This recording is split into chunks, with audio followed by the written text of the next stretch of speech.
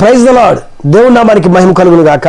మన రక్షకుడు ప్రభువైన అయిన యేసుక్రీస్తు నామంలో మీ అందరికీ నా ప్రత్యేకమైన వందనాలు. అనుదిన మన్నా అనేటువంటి యొక్క ఆధ్యాత్మిక కార్యక్రమంకు మిమ్మల్ని ప్రేమతో ఆహ్వానిస్తున్నాను.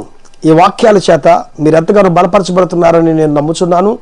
ఈ ఛానల్ని సబ్స్క్రైబ్ చేయండి, ఈ వాక్యాన్ని ఇతరులకు షేర్ చేయండి. దానివల్ల మీలాగే కొంతమంది కొత్త వారు బలపరచబడతారు. వాక్యం చేత దేవుని యొక్క మాటను వింటారు. ఎప్పటిలాగే ఈరోజు కూడా ఒక చక్కటి వాక్యాన్ని ధ్యానం చేసుకుందాము. నేటి ధ్యానాంశము కీర్తనల గ్రంథము 65వ కీర్తన 4వ వచనము. నీ పరిశుద్ధాలయము చేత నీ మందిరములోని మేలు చేత మేము తృప్తి పొందేదము. చూడండి, చక్కటి మాట కీర్తనకారుడు చెప్తున్నాడు. నీ పరిశుద్ధాలయము చేత నీ మందిరములోని మేలు చేత మేము తృప్తి పొందుచున్నాము అని చెప్పారంటున్నారు. నిజమేనండి, ఈ రోజున దేవుని యొక్క మందిరంలో మేలు ఉన్నది. కీర్తనకారుడు చెప్తున్నాడు, నీ మందిరములోని మేలు చేత మేము తృప్తి పొందుచున్నాము, మేము తృప్తి పొందుతాము. నిజమేనండి, దేవుని యొక్క మందిరంలో మేలు ఉంది. దేవుని యొక్క మందిరంలో గొప్ప స్వాస్యం ఉంది. దేవుని యొక్క మందిరంలో గొప్ప అద్భుతం ఉంది. దేవుని యొక్క మందిరంలో గొప్ప మేలు ఉంది ప్రియులారా. ఆ మేలును ఈ రోజున మనం అందరం కూడా అనుభవించాలంటే, ఆ మేలును మనం అందరం కూడా పొందుకోవాలంటే ఆయన మందిరమునకు మనమందరం కూడా ఎప్పుడు వెళ్ళేవారిగా ఉండాలి.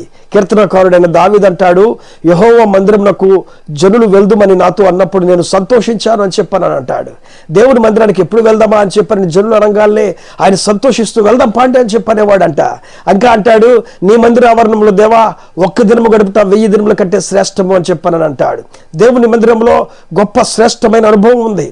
దేవుని యొక్క మందిరంలో గొప్ప ప్రేమ ఉంది, ఐక్యత ఉంది, సమాధానం ఉంది, శాంతి ఉంది, నెమ్మది ఉంది. అన్నిటికంటే మించి దేవుని యొక్క మందిరంలో మేలు ఉందని ఈ వాక్య భాగంలో మనం చూస్తున్నాం ప్రియులారా.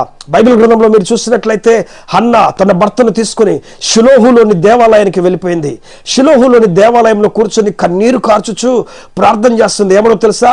దేవా, నా గొడ్రాలి జీవితాన్ని చూడయ్యా, నా గొడ్రాలి తనాన్ని చూడయ్యా, పిల్లలు లేని పరిస్థితుల్లో నేను ఎంతగానో హీనపరచబడుతున్నానయ్యా.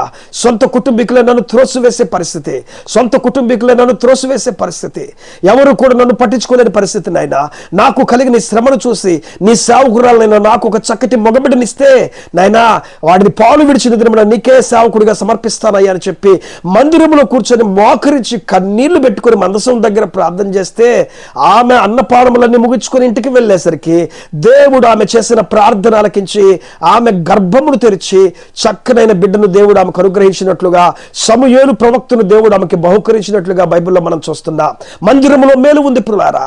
దేవుని యొక్క మందిరంలో గొప్ప స్వాస్యం ఉంది, గొప్ప అద్భుతాలు ఉన్నవి. మందిరంలో ఒక రోజున యేసయ్య మందిరంలో ఆ యొక్క సమాజ మందిరంలో కూర్చొని వాక్యం బోధిస్తుంటే సమాజ మందిరంలో ఆయన ఎదురుగా ఊచ చేయగలవాడు కూర్చొని ఉన్నాడు. అతన్ని పైకి లేపి నీ చెయ్యి చాపు అనగానే తను చెయ్యి చాపగా యేసయ్య ఆ చెయ్యి ఊచ చెయ్యిని ముట్టి నువ్వు స్వస్థత పొందుకొనుము అని చెప్పనగానే అతడు వెంటనే ఊచ చెయ్యి స్వస్థత పొందుకొని మామూలు చెయ్యిగా మార్చబడినట్లుగా బైబిల్ గ్రంథంలో మనం చూస్తున్నాం. అలాగే పేతురు యోహానులు దేవాలయమునకు శృంగారమును దేవాలయానికి ఎక్కి వెలుచుడగా మెట్లు శృంగారమును దేవాలయం దగ్గర పుట్టుక కుంటివాడు అక్కడ ఉన్న వారితో మోపబడుకుంటూ అక్కడికి వచ్చి ఆ దేవాలయం దగ్గర భిక్షమడుకుంటూ కూర్చున్నాడు. అలాంటి వాడిని చూడండి, పేతురు అలాగే యోహాను గారు అంటున్నారు, వెండి బంగారాలు మా దగ్గర లేవయ్యా, మాకు కలిగిందే నీకు ఇస్తున్నాము, నజరేయుడైన యేసు నామములో నువ్వు లేచి నడువు అనగానే అతడు దిగ్గున లేచి నడిచినట్లుగా బైబిల్ గ్రంథంలో మనం చూస్తున్నామండి. దేవుని యొక్క మందిరంలో ఉండటం వల్లే కదా ఆ వ్యక్తి నడిచాడు, ఆ వ్యక్తి స్వస్థత పొందుకున్నాడు. దేవుని యొక్క మందిరంలో ఉండబట్టే కదా ఆ ఊచు చేయగలవాడు స్వస్థతపరచబడ్డాడు. దేవుని మందిరంలో ఉండి ప్రార్థించబట్టే కదా అన్న గొప్ప మేలు పొందుకుంది. ఈ రోజున వాక్యం వింటున్న ప్రియ సహోదరి సహోదరుడా, దేవుని మందిరంలో గొప్ప మేలు ఉంది మనకి. ఆయన మందిరంలోకి వచ్చి ఎవరైతే ప్రార్థిస్తారో ఆయన మందిరంలోని మేలు చేత మనలందరినీ కూడా తృప్తిపరిచేవాడు, మనలందరినీ కూడా ఆశీర్వదించేవాడు. దేవుడు తన మందిరంలో ఉన్నటువంటి ప్రతి మేలు చేత మిమ్మల్ని దీవించును గాక. దేవుడు తన మందిరంలో ఉన్న ప్రతి ఆశీర్వాదము చేత మిమ్మల్ని అందరినీ వర్ధిల్ల చేయను గాక.